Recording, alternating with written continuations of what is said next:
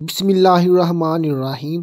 صدی رحمۃ اللہ علیہ فرماتے ہیں کہ حضرت یعقوب علیہ السلام نے اپنی موت کے وقت حضرت یوسف علیہ السلام کو وصیت کی تھی کہ مجھے حضرت ابراہیم علیہ السلام اور حضرت اسحاق علیہ السلام کے پاس دفن کرنا۔ چنانچہ انتقال کے بعد آپ علیہ السلام کی وصیت پوری کی گئی، اپنے دادا کے پاس دفنائے گئے۔ جب حضرت یعقوب علیہ السلام مصر تشریف لے گئے تھے، اس وقت ان کی عمر 123 برس تھی۔ عمر میں بقول اہل کتاب مصر میں انتقال ہوا۔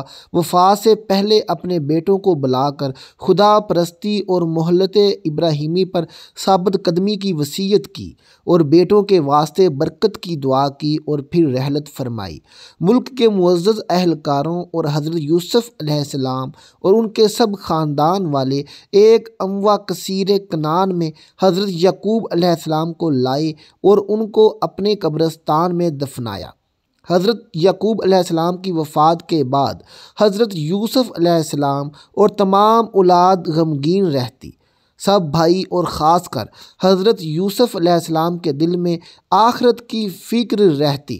ہر وقت آخرت کو یاد کرتے اور گزشتہ بزرگوں کو یاد کرتے اور ان سے ملنے کی فکر میں رہتے۔ شب و روز یہی فکر رہتی۔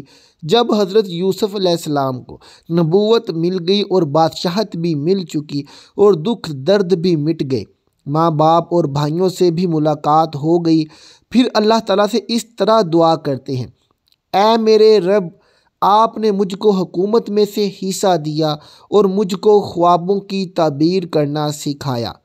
اے آسمان اور زمین کے پیدا کرنے والے، آپ ہی میرا کام بنانے والے ہیں۔ دنیا میں بھی اور آخرت میں بھی مجھ کو فرما برداری کی حالت میں وفا دیجیے اور مجھ کو نیک بندوں میں شامل فرمائیے۔ الہی، جیسے دینی نعمتیں پوری کی ہیں، آخروی نعمتیں بھی پوری فرما۔ جب بھی موت آئے تو اسلام اور تیری فرما برداری پر آئے اور میں نیک لوگوں میں اور نبیوں میں اور رسولوں میں ملا دیا جاؤں۔ حضرت فتاد رحمۃ اللہ علیہ کا قول ہے کہ جب آپ علیہ السلام کے تمام کام پورے ہو گئے اور آنکھیں ٹھنڈی ہو گئیں، ملک و مال، عزت و آبرو، خاندان، برادری اور بادشاہت سب کچھ مل گیا، تو پھر آپ علیہ السلام کو صالحین کی جماعت میں پہنچنے کا شوق پیدا ہوا۔ حضرت ابن عباس رضی اللہ تعالیٰ عنہ فرماتے ہیں کہ کسی نبی نے سوائے حضرت یوسف علیہ السلام کے کسی نے موت کی طلب نہیں کی، اور یہی سب سے پہلے اس دعا کے مانگنے والے تھے۔ یقیناً ان کے دین میں موت کی دعا جائز ہوگی، ہمارے ہاں تو سخت ممنوع ہے۔ مسند میں ہے کہ رسول اللہ صلی اللہ علیہ وسلم خاتم النبیین نے فرمایا کہ تم میں کوئی بھی کسی سختی اور ضرورت سے گھبرا کر موت کی آرزو نہ کرے۔ غرض یہ کہ حضرت یوسف علیہ السلام کی اس دعا سے مقصد یہ تھا کہ جب بھی موت آئے تو اسلام پر آئے اور نیکوں میں مل جاؤں۔ یہ نہیں کہ اسی وقت آپ علیہ السلام نے موت مانگی ہو، جیسا کہ یہ دعا ہماری ہوتی ہے کہ پروردگار عالم ہم کو اسلام پر موت دے۔ اس کا بھی مطلب یہی ہوتا ہے کہ جب بھی مرے اسلام پر مرے اور نیکوکاروں میں ملا دیے جائیں۔ اور اگر یہی مراد ہو کہ واقعی آپ علیہ السلام نے اسی وقت موت مانگی ہو تو ممکن ہے اس وقت کی شریعت میں جائز ہو، اس شریعت میں موت مانگنا جائز نہیں۔ بخاری اور مسلم شریف کی حدیث میں ہے کہ تم میں سے کوئی بھی کسی سختی کے نازل ہونے کی وجہ سے کبھی بھی موت کی تمنا نہ کرے۔ اگر وہ نیک ہے تو اس کی زندگی اس کی نیکیاں بڑھائیں گی، اور اگر وہ برا ہے تو بہت ممکن ہے کہ زندگی میں کسی بھی وقت اسے توبہ کرنے کی توفیق حاصل ہو جائے۔ بلکہ یوں کہیں کہ اللہ جب تک میرے لیے حیات بہتر ہے تو مجھے زندہ رکھ۔ ہاں، دینی فتنوں کے وقت موت کی تمنا جائز ہے۔ ناظرین اکرام، حضرت امام بخاری رحمۃ اللہ علیہ پر جب فتنوں کی زیادتی ہوئی اور دین کا سنبھالنا مشکل ہو گیا اور امیر خراسان کے ساتھ بڑے بڑے معرکے پیش آئے تو انہوں نے بھی موت کی دعا مانگی۔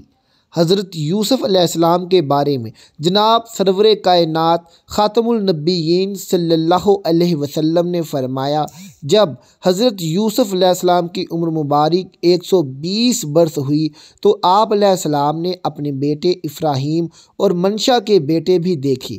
ایک رات خواب دیکھا کہ ایک نہایت پرفضا جگہ ہے، عالم قدوس میں وہاں چند کرسیاں رکھی ہیں، ایک پر حضرت ابراہیم علیہ السلام بیٹھے ہیں اور ایک پر حضرت اسحاق علیہ السلام اور ایک پر حضرت یعقوب علیہ السلام اور ایک کرسی خالی ہے۔ گویا کہ ان کا انتظار رہے، اور حضرت یعقوب علیہ السلام رو کر حضرت یوسف علیہ السلام سے لپٹ گئے اور فرمایا کہ اے فرزند، کب تک اپنی راہ دکھائے گا، ہم تیرے مشتاق بیٹھے ہیں۔ جب حضرت یوسف علیہ السلام کی آنکھ کھلی تو آپ علیہ السلام کی روح پر عالم قدوس میں اپنے بزرگوں سے ملنے کی ایک سخت بے قراری تھی، جیسا کہ پرندہ قبض میں ہو۔ آخر وفات کے بعد حضرت یوسف علیہ السلام کی وصیت کے مطابق آپ علیہ السلام کو خوشبو میں بسا کر سنگ مرمر کے صندوق میں دفنایا گیا، بعض کے نزدیک دریا میں رکھا گیا۔ 100 سال کے بعد دوسرا فرعون جبار ہوا، پھر حضرت موسیٰ علیہ السلام نے اس صندوق کو نکال کر فلسطین میں آپ علیہ السلام کے اجداد کے پاس دفنایا۔ ناظرین اکرام، حضرت یوسف علیہ السلام کی عمر مبارک ابن کثیر اور محرف القرآن میں ہے کہ 120 سال تھی۔ بی بی زلیخا سے 2 فرزند فراہیم اور منشا ایک لڑکی جس کا نام رحمت بنت یوسف ہے۔